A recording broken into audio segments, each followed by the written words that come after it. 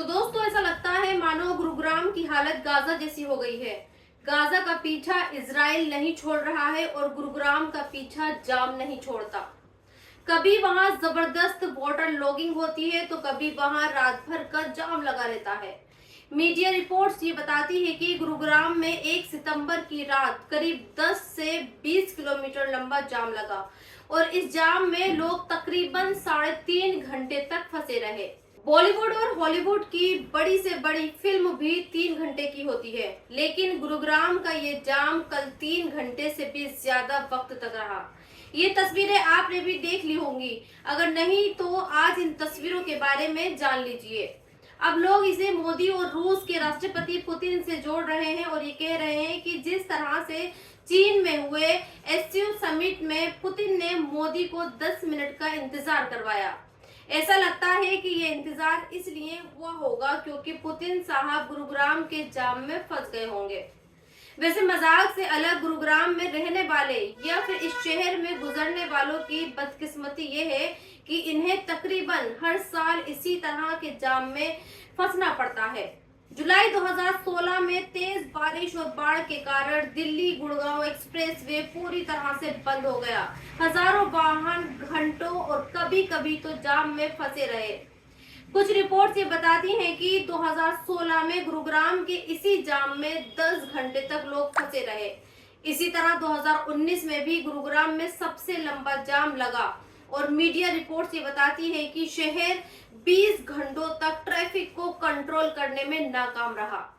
सोचिए, गुरुग्राम के एडमिनिस्ट्रेशन और वहां की सरकार ने इस शहर का नाम कई बार बदला है, लेकिन इसके हालात आज तक नहीं बदले हैं।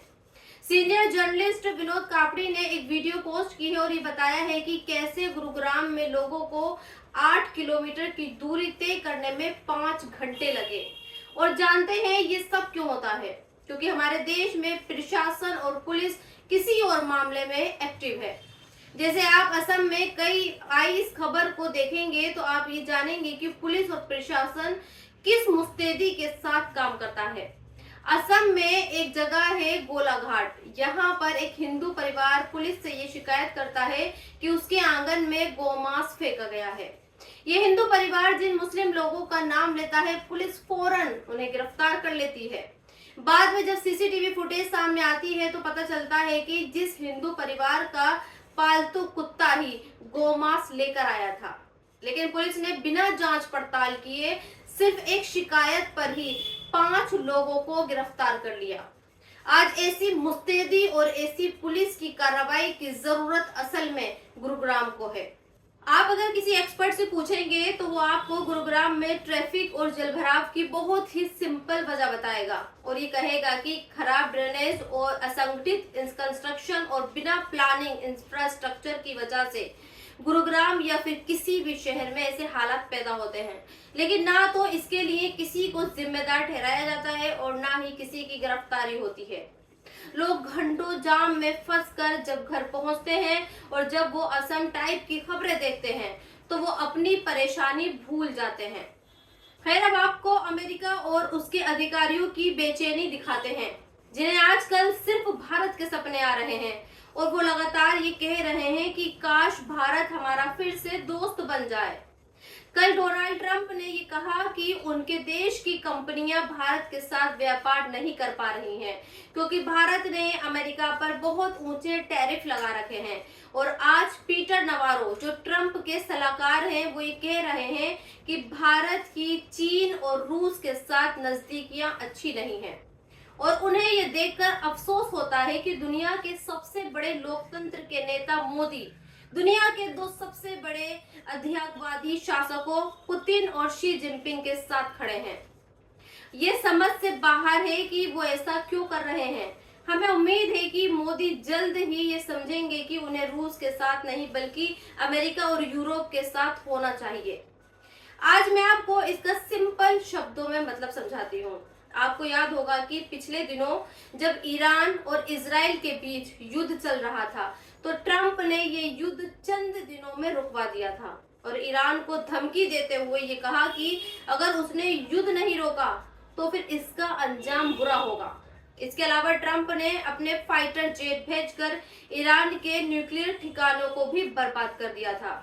लेकिन आज यही अमेरिका भारत के सामने गिड़गिड़ा रहा है और टीवी चैनल पर बैठकर ये कह रहा है कि भारत को उससे दोस्ती करनी चाहिए, ना कि चीन और रूस से। सोचिए, अगर अमेरिका चाहे तो क्या भारत को ईरान की तरह सबक नहीं सिखा सकता? लेकिन आज वो ऐसा इसलिए नहीं कर रहा क्योंकि उसे पता है कि अगर उसने ऐसा किया तो फिर इसका अंजाम उसे भुगतना पड़ेगा, क्योंकि भारत की बागडोर उस मोदी के हाथ में है जो गोली का जवाब बम से देने की हैसियत और हिम्मत रखता है। अब आपको वो खबर दिखाती हूँ जो आपको ये बताएगी कि दुनिया के सबसे अमीर आदमी को भी आज वही चिंता और वही दुख सताया जा रहा है जो हमारे देश के राजनेताओं को सता रहा है, और उस दुख और चिंता का नाम है demography. Elon Musk social media पर लगातार कैंपेन चला रहे हैं और ये बताने की कोशिश कर रहे हैं कि बहुत जल्द अमेरिका और यूरोप के देशों पर मुसलमानों का कब्जा होने वाला है। एलन मस्क ने इंग्लैंड के स्कूलों के बारे में पब्लिश हुई एक रिपोर्ट को पोस्ट किया।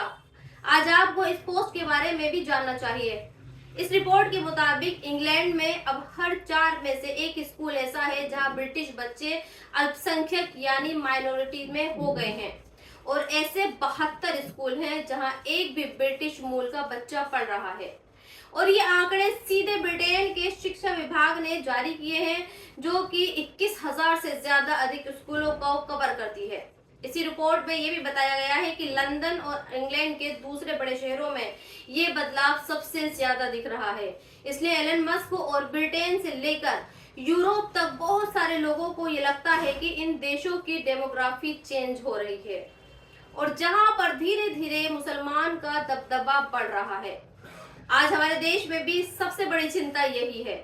प्रधानमंत्री मोदी से लेकर आरएसएस प्रमुख मोहन भागवत ने डेमोग्राफी को लेकर चिंता जताई है। यहाँ तक कि अभी कुछ दिन पहले संभल से भी एक रिपोर्ट आई जिसमें ये कहा गया कि संभल में हिंदुओं की संख्या 45% से घटकर 15% रह गई है।